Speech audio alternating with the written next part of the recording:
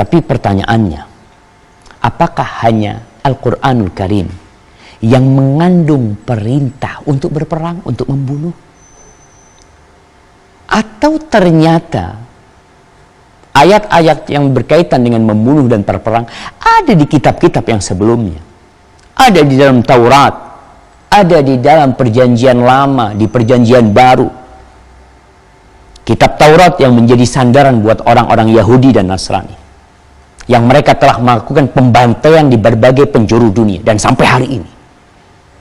Itu ternyata dalam kitab mereka ada perintah-perintah untuk membunuh yang sangat brutal.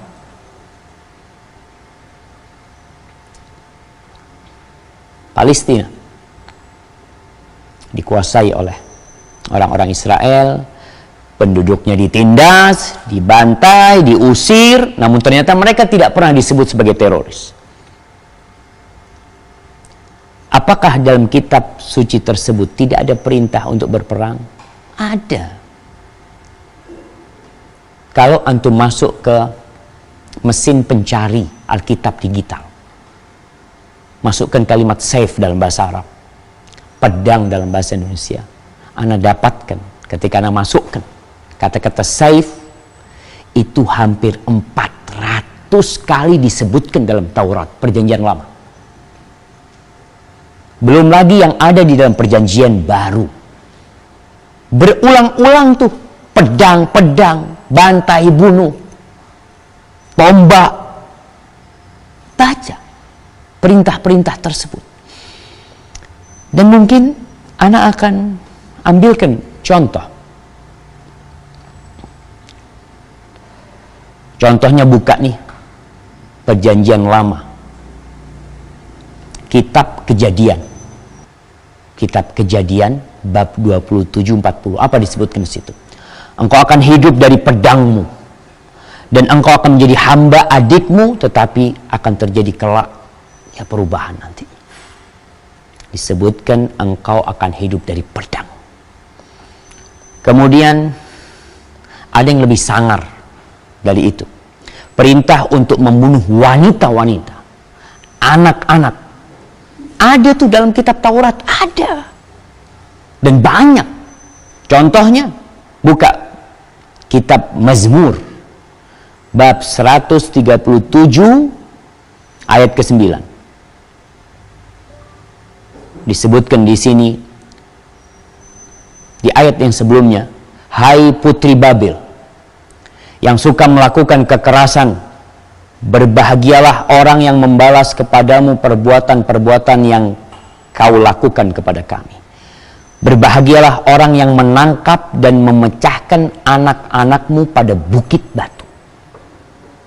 Tuh, memecahkan anak-anakmu pada bukit batu. Lihat bagaimana secara gamblang mereka untuk membunuh wanita dan anak-anak tanpa kasih sayang. Kemudian di kitab Samuel bab 15 ayat 3. Kitab Samuel bab 15 ayat 3. Buka kitabnya. Ini akan ditampilkan di sini juga supaya kita bisa melihat dengan nyata. Kalau kita tidak berdusta, kita tidak mengada-ngada bahwa di dalam kitab Taurat ada perintah untuk membunuh yang brutal sekali. Nih di ayat 3 dari bab ke-15 disebutkan, mulai ayat 2 Anda bacakan. Beginilah firman Tuhan semesta alam. Aku akan membalas apa yang dilakukan orang Amalek kepada orang Israel. Karena orang Amalek menghalang-halangi mereka ketika orang Israel pergi dari Mesir. Jadi pergilah sekarang, kalahkanlah orang Amalek, tumpaslah segala yang ada padanya, dan janganlah ada belas kasihan kepadanya.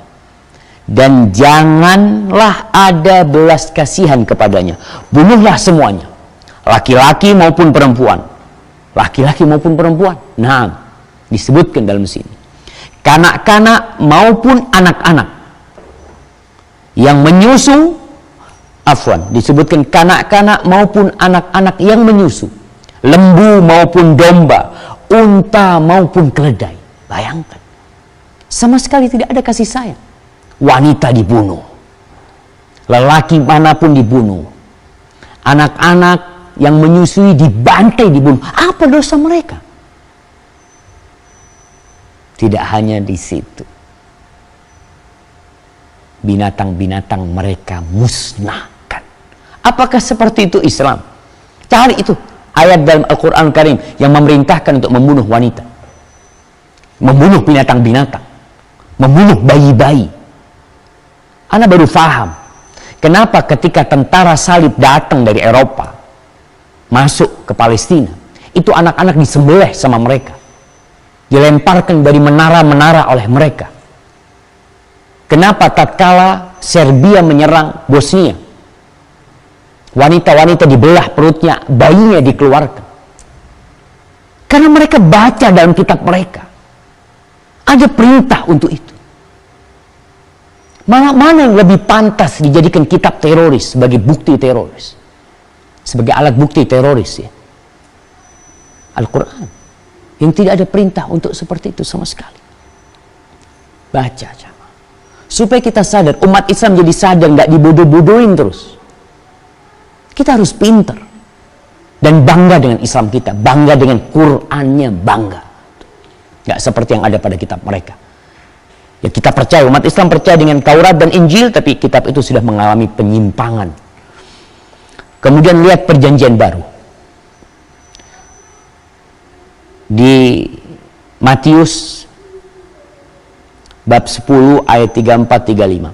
Kalau Nabi kita Muhammad alaihissalam jelas-jelas dalam Al-Quran Allah mengatakan, wa ma arsalnaka illa rahmatan lil alamin, dan tidaklah kami mengutusmu kecuali rahmatan lil alamin.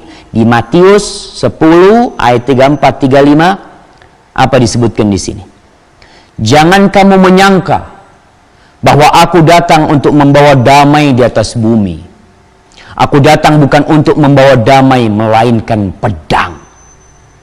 Sebab aku datang untuk memisahkan orang dari ayahnya, anak perempuan dari ibunya, menantu perempuan dari ibu mertuanya, dan musuh orang ialah orang-orang seisi rumahnya. Jamaah, apakah ada ayat yang seperti ini dalam Al-Quranul Karim? Isinya semua rahmat. Al-Quran antum buka di ayat pertama, antum akan dapatin Bismillahirrahmanirrahim, dengan nama Allah yang maha pengasih lagi maha penyayang. Ahibati fillah, Ana tidak akan membahas tentang Alkitab, namun ketahuilah bahwa kitab suci yang diturunkan dari Allah, yang asalnya dari Allah, di situ ada perintah untuk berperang.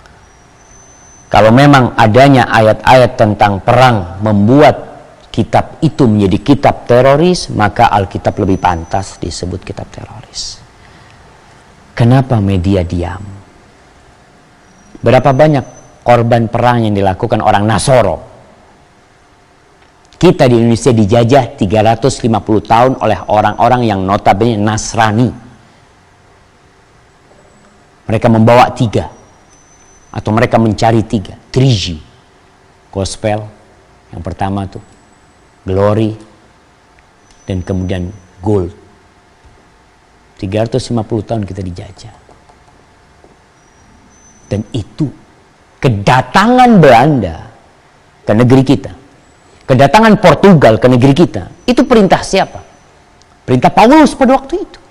Baca sejarah lagi bahwa mereka datang dengan arahan dari kitab mereka, lalu mereka tidak disebut sebagai teroris. Sejatinya memang ada udang di balik batu. Antum bisa lihat Donald Trump yang akan memindah ibu kota Israel ke Yerusalem tidak pernah dituduh teroris.